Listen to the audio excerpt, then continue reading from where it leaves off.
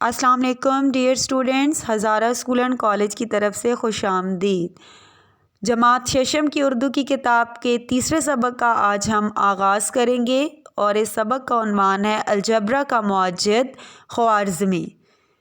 سب سے پہلے میں آپ کے سامنے پڑھوں گی اور ساتھ ساتھ جہاں پہ مشکل الفاظ ہیں ان کے معنی بھی آپ کو ساتھ میں بتاؤں گی۔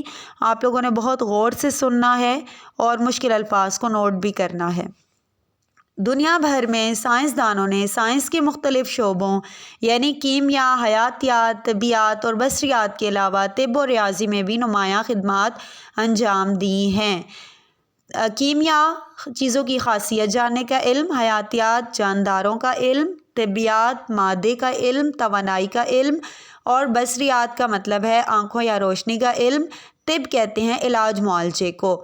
ان سائنسدانوں میں ابن سینا، Albiruni, Farabi, Einstein, Al-Kindi, Edison, عمر خیام، نیوٹن، ابن الہیثم، جابر بن حیان اور خوارزمی قابل ذکر ہیں۔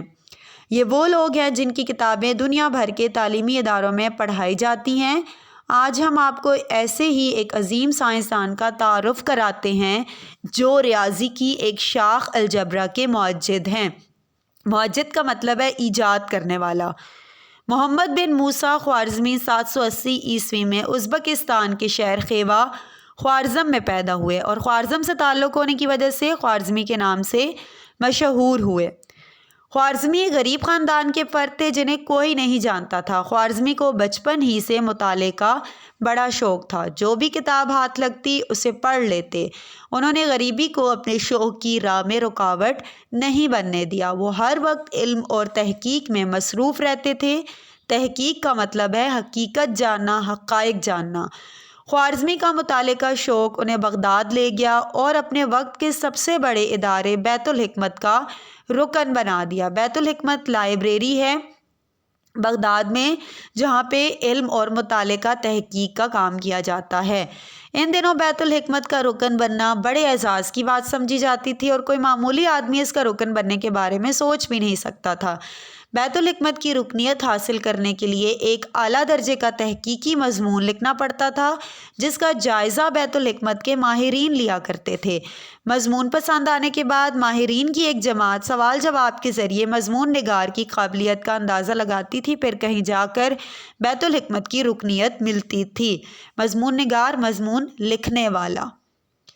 خوارزمی نے نہایت محنت سے ایک تحقیقی مضمون لکھا اور اسے بیت الحکمت میں بھیج دیا۔ اس مضمون کو بیت الحکمت میں بہت پسند کیا گیا اور خوارزمی کو بلایا گیا۔ وہاں ماہرین کی ایک جماعت نے اس سے کچھ سوالات کیے جس کے بعد اسے بیت الحکمت کا رکن منتخب کر لیا گیا۔ بیت الحکمت میں پہنچ کر خوارزمی کی صلاحیتیں اور ابھر کے سامنے آئیں اور ہر طرف اس کی دھوم مچ گئی۔ دھوم مچ گئی مطلب شہرت ہو گئی، مشہور ہو گئے۔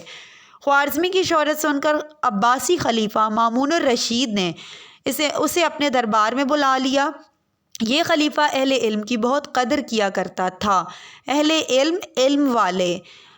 اس نے یونانی کتابوں کے ترجمے کا کام خوارزمی کے سپرد کر دیا۔ یہ کام خوارزمی نے بہت اچھے طریقے سے انجام دیا۔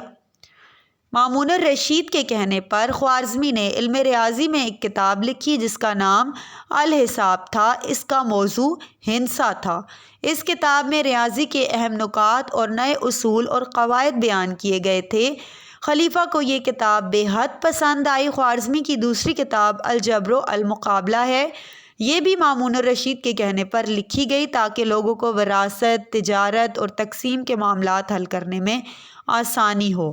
خوارزمی نے 2 کتابیں لکھیں، الحساب اور دوسری کتاب الجبر المقابلہ، اور یہ دونوں کتابیں اس وقت کے جو خلیفہ تھے مامون الرشید ان کے کہنے پر خوارزمی نے تحریر کی۔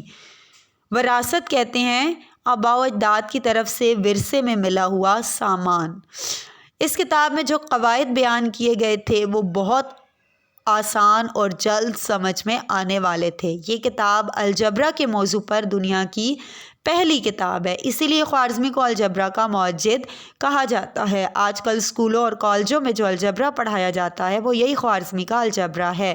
الجبرا کا لفظ بھی سب سے پہلے اسی نے استعمال کیا۔ یورپ خوارزمی کے ذریعے ہی الجبرا سے واقف ہوا، اور ورنہ پہلے اہل یورپ الجبرا کے بارے میں کچھ نہیں جانتے تھے۔ اس کتاب کا لاطینی میں بھی ترجمہ ہوا۔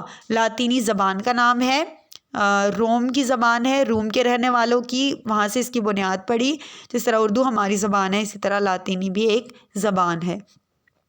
خلیفہ مامون الرشید نے خوارزمی کو اس کی تصانیف پر انعام و اکرام سے بھی نوازا۔ خوارزمی کا کارنامہ یہ ہے کہ اس نے ریاضی میں نہ صرف صفر کا صحیح استعمال کیا بلکہ 1 سے 9 تک کے ہندسوں کا الگ الگ استعمال کیا۔ اس سے جمع، تفریق، ضرب اور تقسیم کا طریقہ آسان ہو گیا اور حساب کتاب میں بہت سہولت ہو گئی۔ صفر کا اور 1 سے 9 تک کے ہندسوں کا صحیح اور الگ الگ استعمال سب سے پہلے خوارزمی نے کیا، جس سے حساب کتاب آسان ہو گیا تھا۔ سائنسدانوں میں خوارزمی کا مرتبہ بہت بلند ہے۔ اس نے اپنی محنت اور جستجو سے سائنس کی دنیا میں بڑا نام پیدا کیا۔ جستجو تلاش کو کہتے ہیں، تلاش کرنا، کوشش کرنا، محنت کرنا، تحقیق کرنا۔ یہی وہ وجہ ہے کہ اس کے کام کو نہ صرف اسلامی دنیا میں بلکہ یورپ میں بھی قدر کی نگاہ سے دیکھا گیا۔ خوارزمی کی کتابوں کا ترجمہ یورپ کی مختلف زبانوں میں بھی ہوا ہے۔ یورپی سائنسدان آج بھی اس کے کارناموں کا کھلے دل سے اعتراف کرتے ہیں اور آج دنیا اسے علم ریاضی کا ماہر اور الجبرا کا بانی تسلیم کرتی ہے۔ بانی کا مطلب ہے بنانے والا، کیونکہ الجبرا خوارزمی نے ایجاد کیا تو اس لیے الجبرا کا بانی، الجبرا کا موجد کہتے ہیں خوارزمی کو۔ خوارزمی کا انتقال 850 عیسوی میں ہوا۔ 780 عیسوی میں خوارزمی کی پیدائش ہوئی اور 850 عیسوی میں خوارزمی کا انتقال ہوا۔ اس لحاظ سے 70 برس کی عمر پائی خوارزمی نے۔ اب اس کی مشکل الفاظ کے معنی دیکھ لیں۔ کیمیا، چیزوں کی خاصیت جاننے کا علم۔ حیاتیات، جانداروں یعنی پودوں اور جانوروں کا علم۔ طبیعیات، مادے کی خصوصیات کا علم۔ بصریات، آنکھوں یا روشنی کا علم۔ طب، علاج معالجے کا علم۔ موجد، ایجاد کرنے والا۔ رکنیت، فرد ہونا، حصہ ہونا۔ تحقیق، حقائق جاننا۔ وراثت، ورثے میں ملا ہوا سامان، آباء و اجداد کی طرف سے ملا ہوا سامان۔ مضمون نگار، مضمون لکھنے والا۔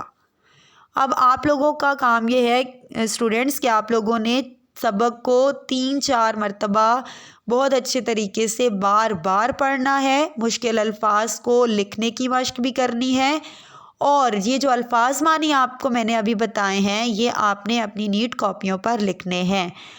اللہ حافظ۔